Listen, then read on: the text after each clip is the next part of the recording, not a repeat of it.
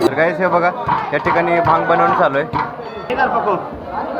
तर गाईस हे बघा फायनली भांग तयार झालेली आहे. नमस्कार मित्रांनो, स्वागत आहे तुमचं आपल्या नवीन ब्लॉगमध्ये. आज आहे गुढीपाडवा. तर आज मी देवळात आलो. इथं सोनारसिद्धचं मंदिर आहे एक आमच्या इकडे. तर हे बघा गाईज आमच्या इकडचं सोनारसिद्ध देवस्थान आहे. गर्दी बघा किती सारी इकडे. आणि आता चालणार आहे थोडं दर्शन करण्यासाठी. काही लोक तिकडं वर पण आहे ते बघा. गाईज गर्दी खूप आहे. थोड्या वेळानं दर्शन वगैरे होतं मी. तोपर्यंत मंदिराचं फिरूयात.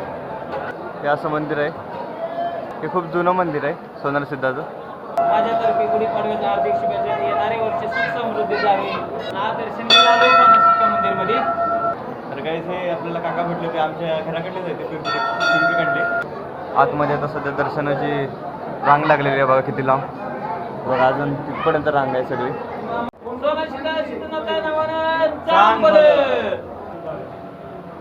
तर गाईस फायनली दर्शन वगैरे झाले. आता चाललोय प्रसाद घेण्यासाठी. तर गाईज वर त्या ठिकाणी प्रसाद वगैरे घेण्याची सोय आहे. तर पहिल्यांदाच आपण प्रसाद वगैरे घेऊन येतो. आमच्या इकडचा हा प्रसाद असतो.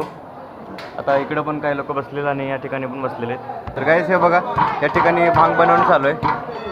ते आधी गुळाला वगैरे कुठून घेतात या ठिकाणी. खोबरं वगैरे बारीक करणं चालू आहे.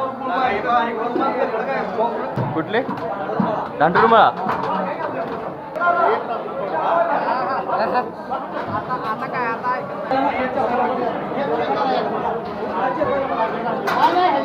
दांडुरमाळा गावानं मळ्यानं भांग समायकमध्ये तयार करून सर्वांना देण्यात येते.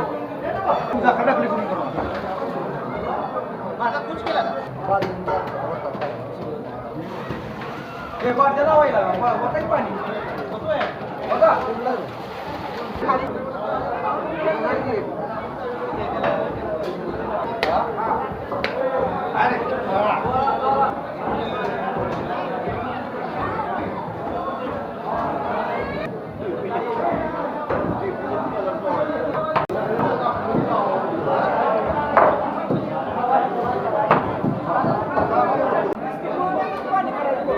इधर पको.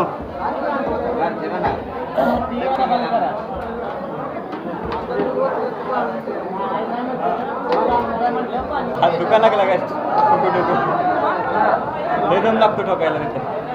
बघा तर काही ते बघा फायनली भांग तयार झालेली आहे. गर्दी बघा काय या ठिकाणी.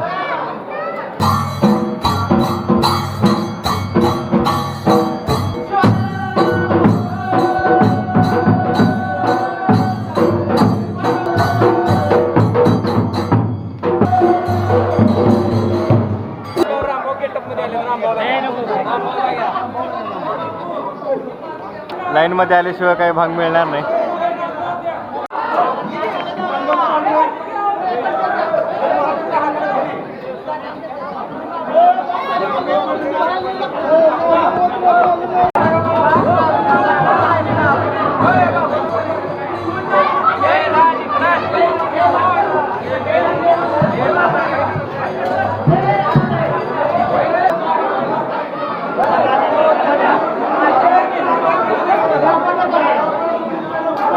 आता चाललोय घरी. हा होता आपला आजचा ब्लॉग आवडला असेल तर लाईक करा आणि चॅनलला तेवढं सबस्क्राईब करा. बाकी कमेंटमध्ये सांगा की ब्लॉग कसा वाटला.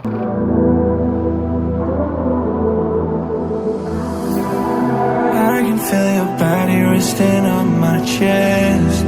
I guess that my shoulder is all you get. When you moved around,